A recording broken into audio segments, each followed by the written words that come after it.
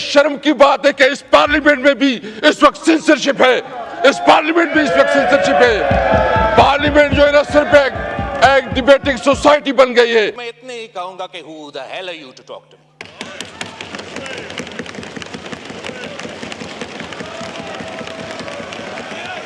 आप opposition leader के घर पे छापा मारते हैं, स्पीकर को कोई नोटिस में नहीं लाता।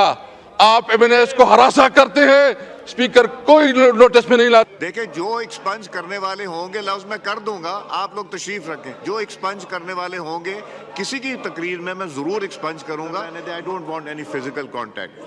जो एक्सपंज करने वाले अल्फाज होंगे मैं एक्सपंज कर दूंगा। तो तकरीर करता था, शायद खाकाना अपना कहते हुए तकरीर करता था, और फिर जो है ना इनके आपस में एक और भी सिलसिला चलता। जितना यानी हमने बजट में 84 आवर्स 84 घंटे बजट स्पीचेस कराई है, जो तारीख का हिस्सा है। मैं बताना चाहता हूं जी, 2-2 घंटे। और इंटरेस्टिंग भी, उस वक्त लाइव चलता था, मियां साहब लाइव तकरीर करते थे। अभी तो कैमरे बंद हैं, कोई लाइव हमारा नहीं चलता। फर्क होता है। हमने उस वक्त जरूरत की, हम लाइव चलाया करते थे। अभी हमारा फरिश्ते बैठे ऊपर, अभी उधर फरिश्ते बैठे हैं। फरिश्ते बैठे। शर्म की बात है कि इस पार्लियामेंट में भी इस वक्त सेंसरशिप है। इस पार्लियामेंट में इस वक्त सेंसरशिप है।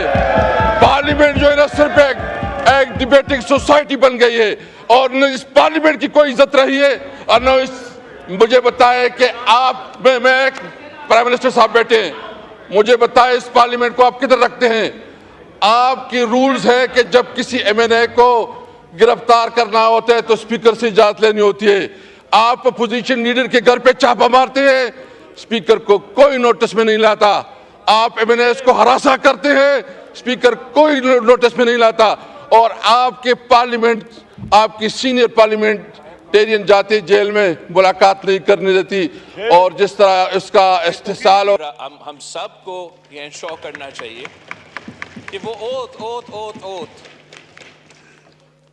अचक साहब ने भी हमारा कॉन्स्टिट्यूशन पढ़ा, उमर कायदे हिज़्ब इख्तिलाफ भी कॉन्स्टिट्यूशन, तो कॉन्स्टिट्यूशन हम सब के लिए है। अगर मैं उस कॉन्स्टिट्यूशन को वायलेट करता हूं, don't force me to take action against you. अगर मैं उस कॉन्स्टिट्यूशन,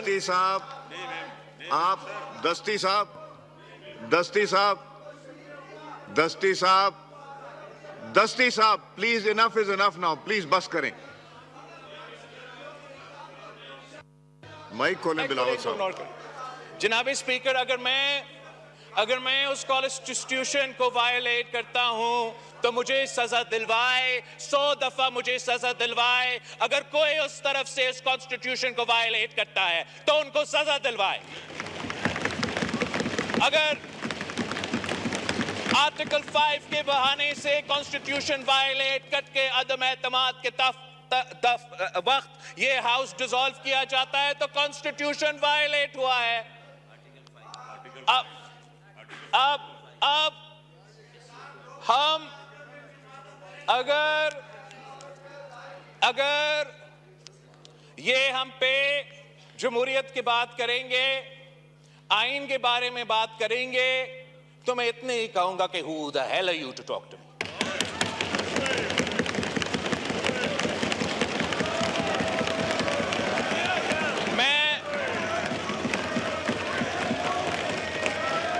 बैठे मैं उस आदमी का नवासा हूं जिसने तख्तेदार पे फांसी कबूल किया, मगर अपने असूलों पे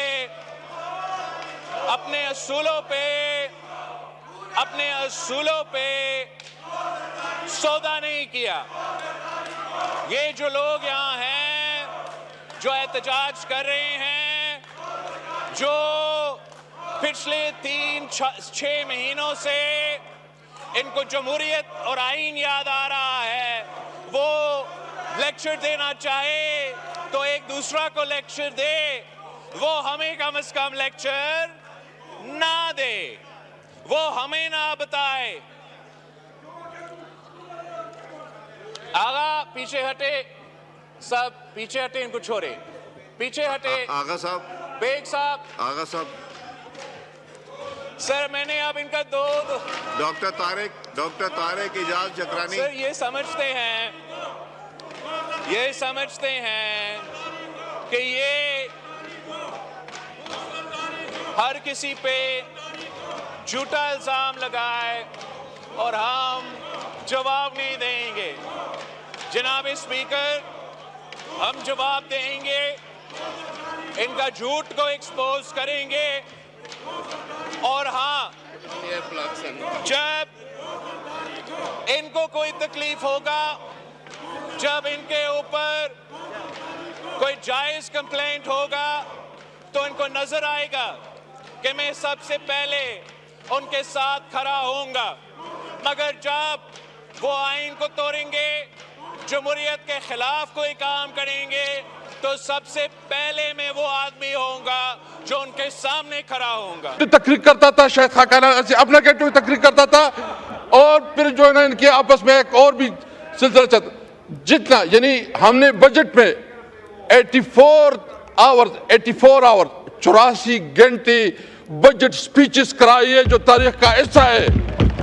मैं बताना चाहता हूं जी, 2-2 घंटे। और इंटरेस्टिंग भी, उस वक्त लाइव चलता था, मियां साहब लाइव तकरीर करते थे।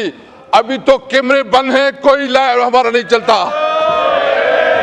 फर्क होता है। हमने उस वक्त जरूरत की, हम लाइव चलाया करते थे। अभी हमारा अभी उधर फरिश्ते बैठे हैं, फरिश्ते बैठे। शर्म की बात है कि इस पार्लियामेंट में भी इस वक्त सेंसरशिप है, इस पार्लियामेंट में इस वक्त सेंसरशिप है। पार्लियामेंट जो है ना सिर्फ एक डिबेटिंग सोसाइटी बन गई है, और न इस पार्लियामेंट की कोई इज्जत रही है, और न मुझे बताए कि आप मैं प्राइम मिनिस्टर साहब बैठे हैं, मुझे बताए इस पार्लियामेंट को आप किधर रखते हैं? आपकी रूल्स है कि जब किसी एमएनए को गिरफ्तार करना होता है तो स्पीकर से इजाजत लेनी होती है। आप अपोजिशन लीडर के घर पे छापा मारते हैं, स्पीकर को कोई नोटिस में नहीं लाता। आप एमएनए को हरासा करते हैं, स्पीकर कोई नोटिस में नहीं लाता। और आपके पार्लियामेंट, आपकी सीनियर पार्लियामेंटेरियन जाते जेल में, मुलाकात नहीं करने देती। और जिस तरह इसका इस्तेसाल, और हम सबको ये इंश्योर करना चाहिए कि वो ओथ अचक साहब ने भी हमारा कॉन्स्टिट्यूशन पढ़ा, उमर कायदे हिज़्ब इख्तिलाफ भी कॉन्स्टिट्यूशन, तो कॉन्स्टिट्यूशन हम सब के लिए है। अगर मैं उस कॉन्स्टिट्यूशन को वायलेट करता हूं, don't force me to take action against you. अगर मैं उस कॉन्स्टिट्यूशन,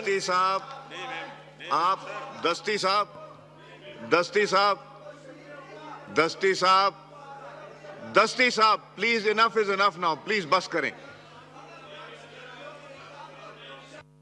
माइक खोलें बिलावल साहब। जनाब स्पीकर, अगर मैं उस कॉन्स्टिट्यूशन को वायलेट करता हूं तो मुझे सजा दिलवाए, 100 दफा मुझे सजा दिलवाए। अगर कोई उस तरफ से उस कॉन्स्टिट्यूशन को वायलेट करता है तो उनको सजा दिलवाए। अगर आर्टिकल 5 के बहाने से कॉन्स्टिट्यूशन वायलेट करके अदम एतमाद के वक्त ये हाउस डिसॉल्व किया जाता है तो कॉन्स्टिट्यूशन वायलेट हुआ है। अब हम अगर ये हम पे जमहूरियत की बात करेंगे, आइन के बारे में बात करेंगे, तो मैं इतने ही कहूंगा कि who the hell are you to talk to me?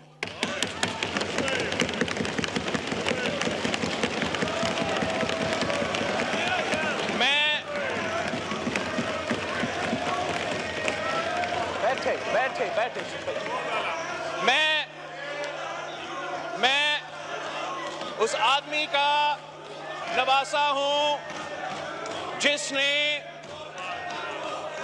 तख्तेदार पे फांसी कबूल किया, मगर अपने असूलों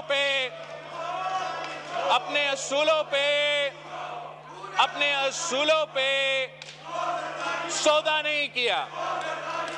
ये जो लोग यहाँ हैं जो एहतजाज कर रहे हैं, जो पिछले 3-6 महीनों से इनको जमहूरियत और आईन याद आ रहा है, वो लेक्चर देना चाहे तो एक दूसरा को लेक्चर दे, वो हमें कम से कम लेक्चर ना दे, वो हमें ना बताए। आगा पीछे हटे, सब पीछे हटे, इनको छोड़े, पीछे हटे। आगा साहब, बेग साहब, आगा साहब, सर मैंने अब इनका दो डॉक्टर तारिक इजाज चक्रानी। सर ये समझते हैं कि ये हर किसी पे झूठा इल्जाम लगाए और हम जवाब नहीं देंगे। जनाब स्पीकर, हम जवाब देंगे, इनका झूठ को एक्सपोज करेंगे। और हाँ, जब इनको कोई तकलीफ होगा, जब इनके ऊपर कोई जायज कंप्लेंट होगा, तो इनको नजर आएगा कि मैं सबसे पहले उनके साथ खड़ा होऊंगा। मगर जब वो आइन को तोड़ेंगे, जमहूरियत के खिलाफ कोई काम करेंगे, तो सबसे पहले मैं वो आदमी होऊंगा जो उनके सामने खड़ा होऊंगा।